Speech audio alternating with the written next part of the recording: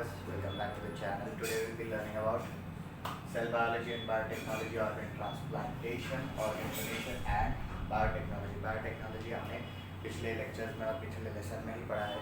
This will be I guess the lecture 2 of this chapter, 8th chapter, that is cell biology and biotechnology. पिछले lecture में हमने stem cells के बारे में पढ़ा, basic cells के बारे में पढ़ा, सेल्स की स्टडी को साइटोलॉजी कहते हैं उसके बारे में पढ़ा. Now will be studying about organ transplantation, organ और body donation and biotechnology. Organ transplantation is nothing but कि अगर आपकी बॉडी, अगर आप बीमार होते हो, अगर आपकी बॉडी को डिजीज़ होता है तो उसकी वजह से कुछ ना कोई ऑर्गन्स जो होते हैं वो काम करना बंद कर देते हैं, या it happens that fertility rate increases. Fertility rate increases मतलब क्या हो जाता है, समझो आपको अल्कोहलिज्म का बहुत आदत है. अल्कोहलिज्म का आदत होने की वजह से लीवर पे इफेक्ट पड़ता है. लीवर पे इफेक्ट पड़ता है तो उसकी वजह से लीवर डैमेज होने लगता है. लीवर डैमेज हो जाता है तो उसकी वजह से आपको प्रॉब्लम ये हो जाती है कि एक टाइम ऐसा आ जाएगा कि आपका लीवर काम करना ढंग से बंद कर देगा, तो उसकी वजह से आपको दूसरे लीवर की ज़रूरत पड़ेगी. अब लीवर तो एक ही होता है बॉडी में, तो लीवर आपको कौन डोनेट कर सकता है, उसके बेसिस पे ऑर्गन ट्रांसप्लांटेशन का कॉन्सेप्ट आ गया. आपके किडनी हो, लीवर हो, आपके लंग्स नहीं होते मोस्टली, किडनी होती है, लीवर होता है, आपका हार्ट ट्रांसप्लांट होता है, हार्ट वाल्व्स का ट्रांसप्लांट होता है, आपकी कुछ बॉडी पार्ट्स की स्किन जो होती है उसका ट्रांसप्लांट होता है.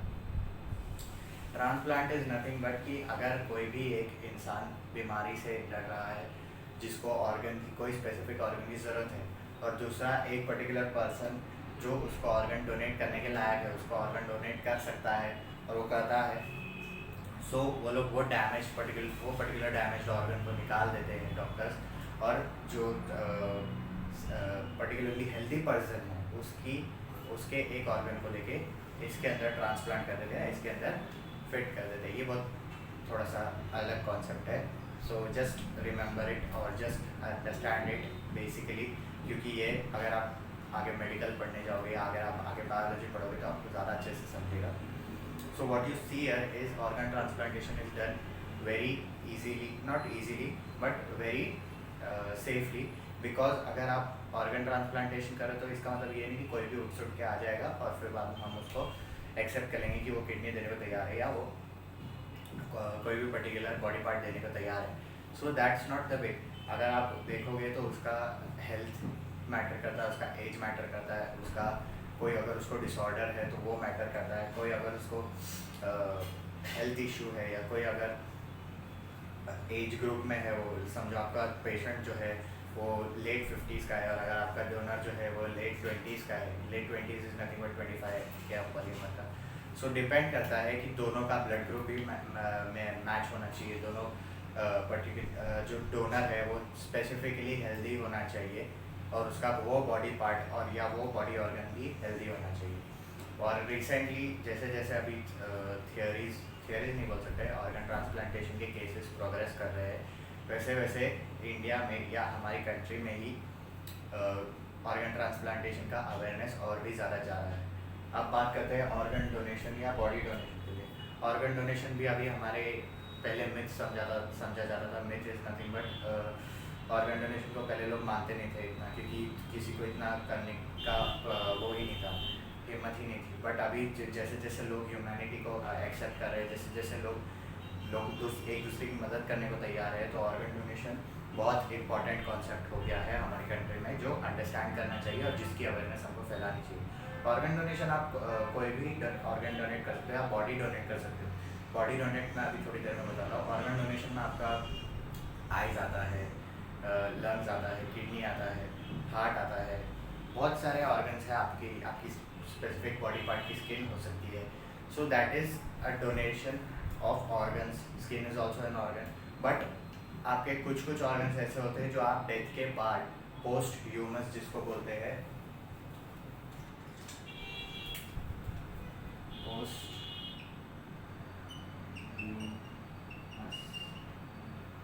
कुछ बॉडी पार्ट्स ऐसे होते हैं जो आप डेथ के बाद ही उनको डोनेट कर सकते हो, जिसमें से कुछ है जो आपके organs like liver, heart, eyes can be donated after death only. Definitely ये 3 ऐसे एसेंशियल ऑर्गन्स है कि जो जिंदा रहेगा उसको तो ज़रूरत पड़ेगी, तो आप कभी भी उसको डोनेट कर नहीं सकते इफ़ यू आर अलाइव.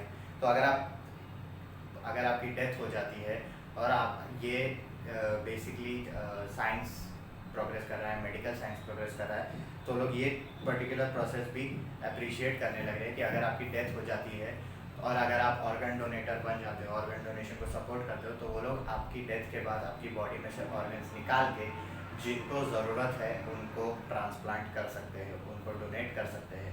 ये पर्टिकुलरली बहुत अच्छी चीज़ है और ये ज़्यादा से ज़्यादा लोगों को एक्सेप्ट करनी चाहिए, पर कोई करता नहीं है।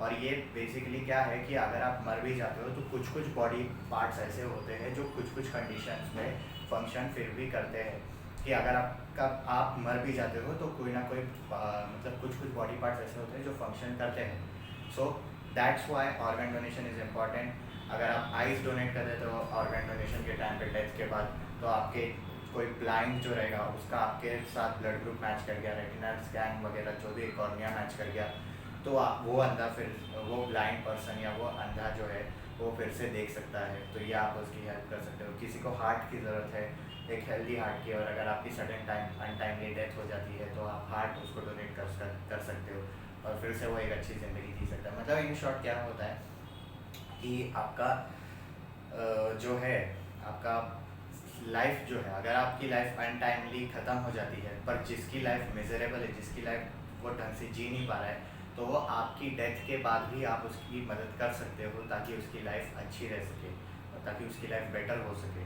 इसके लिए इंडिया में और बेसिकली पूरे वर्ल्ड में ये अवेयरनेस चल ही रहा है। और नया थियोरी अभी ये भी है कि आपकी बॉडी जो है बाद में अगर आप मर जाते हो तो आपकी बॉडी कभी कभी ऐसा होता है कि हम बेसिक ह्यूमन साइंसेस को भी डोनेट कर सकते हैं कि उनको कोई एक्सपेरिमेंट्स करने हो जो बॉडी पर इफेक्टिव हो तो वो कर सकते हैं। अभी एक और थियोरी ये भी चल रही है कि जो जो फेमस पर्सनालिटीज़ है उनकी बॉडी ब्रेन डेड रखी गई है, मतलब अगर कोई मर जाता है तो उसको फिर भी प्रिजर्व कर रहे हैं ताकि अगर फ्यूचर में ऐसी कोई टेक्नोलॉजी आ गई जिससे इंसान वापस ज़िंदा हो सकता है तो वो लोग उनको वापस ज़िंदा कर देंगे। This is just a theory, not saying it is true, but ऐसा बहुत सारी अफवाहें चल रही, रूमर्स चल रहे हैं।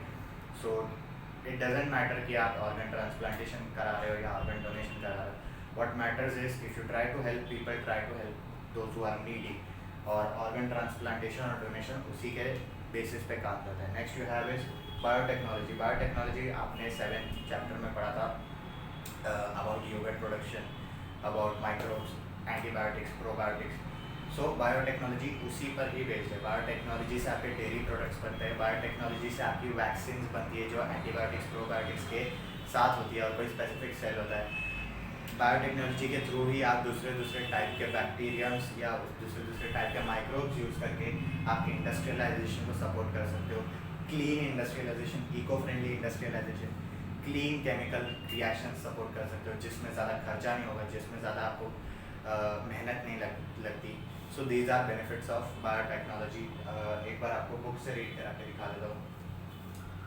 Biotechnology includes following main areas: use of various abilities of microbes like yogurt production from milk and alcohol from molasses. आप molasses होते हैं, स्टार्च कंटेंट होता है, उससे अल्कोहल बना सकते हो, मिल्क से योगर्ट बना सकते हो, बटर बना सकते हो, क्रीम बना सकते हो। Use of productivity of the cells. Productivity of the cells is nothing but कि सेल्स जो होते हैं आपकी एंटीबायोटिक्स और वैक्सीन बनाने के काम आते हैं। एंटीबायोटिक मैंने आपको बता दिया, प्रोबायोटिक मतलब क्या होता है आपकी बॉडी के गुड पर्टिकुलर चीज़ों के लिए होता है। एंटीबायोटिक क्या होता है आपकी बॉडी में जो बैड कंटेंट होता है उसको फाइट करने में मदद करता है। बस फ़र्क ये रहता है, एंटीबायोटिक कुछ टाइम के लिए रहता है, प्रोबायोटिक वहाँ पे कॉलोनीज बनाने लगता है। Use of biomolecules like DNA and proteins in human welfare. DNA और प्रोटीन यूज़ करके आप ह्यूमन वेलफेयर में हेल्प कर सकते हो। बायोटेक्नोलॉजी कुछ नहीं है, बस एक फील्ड है जो आपके वेलफेयर को, जो ह्यूमन सोसाइटी में होने वाली खुशियाँ है उसको बढ़ावा देता है, उसमें और बदलाव, अच्छे बदलाव लाने की कोशिश करता है। Development of plants, animals and products of desired quality by gene manipulation, production of human growth hormone with the help of genetically modified bacteria. आपका production of specific plants and animals by gene manipulation मतलब क्या हो गया कि वो लोग jeans के साथ, जीन्स के जेनेटिक साइंस को यूज़ करके जेनेटिक साइंस की मदद से कुछ ऐसे ऐसे प्लांट्स बनाते हैं जो ज़्यादा से ज़्यादा यील्ड दे सके, ज़्यादा से ज़्यादा ह्यूमंस को हेल्पफुल रहे, ज़्यादा से ज़्यादा हेल्दी रहे, फिर और आपका ह्यूमंस के लिए जो ग्रोथ हार्मोन ज़रूरी होता है वो ज़्यादा से ज़्यादा बन सके, वो सब माइक्रोब्स, एंटीबायोटिक्स और डीएनए प्रोटीन की मदद से होता है। ये सब आपके बायोटेक्नोलॉजी से रिलेटेड एरियाज में आते हैं। आप बेनिफिट्स ऑफ बायोटेक्नोलॉजी पढ़ते हैं। It has become possible to increase the per hectare year irrespective of limitations of cropland area. मतलब आपकी ज़मीन कितनी भी हो, पर बायोटेक्नोलॉजी की वजह से अगर मैं एक छोटी सी ज़मीन, छोटी सी इन द सेंस 1 हेक्टर की ज़मीन हो तो उस पर भी मैं बहुत सारी खेत उगा सकता हूँ, या 100 हेक्टर की ज़मीन हो तो उस पर भी मैं बहुत सारी खेत उगा सकता हूँ। इन शॉर्ट में क्या बोल रहा हूँ कि 100 हेक्टर की खेत हो या 1 हेक्टर की खेत हो, बायोटेक्नोलॉजी से हम जितना चाहे उतना ज़्यादा यील्ड प्रोड्यूस कर सकते हैं खेतियों में या एग्रीकल्चर बेसिस पे। एक्सपेंसेस और disease control have minimised since development of resistant activities. Disease control के ऊपर आपकी रेजिस्टेंट एक्टिविटीज़ बढ़ गई है। इन शॉर्ट कि अगर आप माइक्रोब्स, बेसिकली नेचुरल जो चीज़ें हैं, माइक्रोब्स है, बैक्टीरिया है, एंटीबायोटिक्स है, प्रोबायोटिक्स है, इनकी मदद से आप जब मेडिसिन में, मेडिकल फील्ड में जब प्रोग्रेस करते हो तो आपको ज़्यादा खर्च नहीं करना पड़ता, ज़्यादा मेडिसिन बनाने वाले को कॉस्ट नहीं लगता, तो ज़्यादा खरीदने वाले को कॉस्ट नहीं लगता, जिसकी वजह से कम से कम खर्चा होता है और एक्सपेंस कंट्रोल होता है। Due to development of fast fruit setting varieties, yield per annum has increase. Biotechnology की वजह से ज़्यादा से ज़्यादा फ्रूट्स उगाने के लिए, ज़्यादा से ज़्यादा फ्रूट्स जल्दी पकाने के लिए यूज़ होने वाले माइक्रोब्स की वजह से जो एक साल में जितना यील्ड आता है वो उससे भी ज़्यादा आने लग जाता है। Development of stress resistant varieties which can withstand variable temperature, water stress, change of fertility of soil etcetera has become possible. कि आप कुछ भी मतलब कर लो कि आपका एग्रीकल्चर बराबर रखना है तो आपका सॉइल पोल्यूशन होता है, या रेन ज़्यादा होती है, या वाटर स्ट्रेन होता है। Water strain is nothing but, या वाटर क्लॉगिंग होता है कि आप वाटर फ्लड की वजह से आपका खेत डूब जाता है।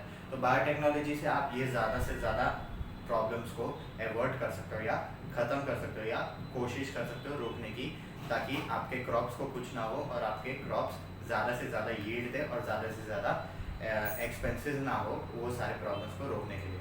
तो ये सब बायोटेक्नोलॉजी में आता है। नेक्स्ट लेक्चर में हम लोग बायोटेक्नोलॉजी के और ब्रांचेस पढ़ेंगे, जो क्रॉप बायोटेक्नोलॉजी अलग अलग है। आज के वीडियो में we studied about organ transplantation, organ donation and biotechnology. Organ transplantation और ऑर्गन डोनेशन बहुत इंपॉर्टेंट कॉन्सेप्ट है, क्योंकि रीसेंट केसेस में बहुत यूज़ हो रहा है। रीसेंट केसेस में एप्लीकेशन बहुत है, ह्यूमन एप्लीकेशन बहुत है, तो आप गूगल कर सकते हो। और ऐसा कहा भी जा रहा है कि कुछ सालों बाद हम ब्रेन ट्रांसप्लांट भी कर सकते हैं। So Google all those stuff, try to learn more things, try to learn more about things which are in your textbook, but you think कि ह्यूमन लाइफ में इसका एप्लीकेशन ही क्या है। ह्यूमन लाइफ में बहुत ज़्यादा एप्लीकेशन है जो आप देख नहीं पा रहे हो, तो गूगल करो उसको, पढ़ो उसको ध्यान से, और फिर बाद में अगर कुछ डाउट है तो हम लोग से पूछ सकते हो व्हाट्सएप या कमेंट सेक्शन में। Till then take care, stay home, stay safe.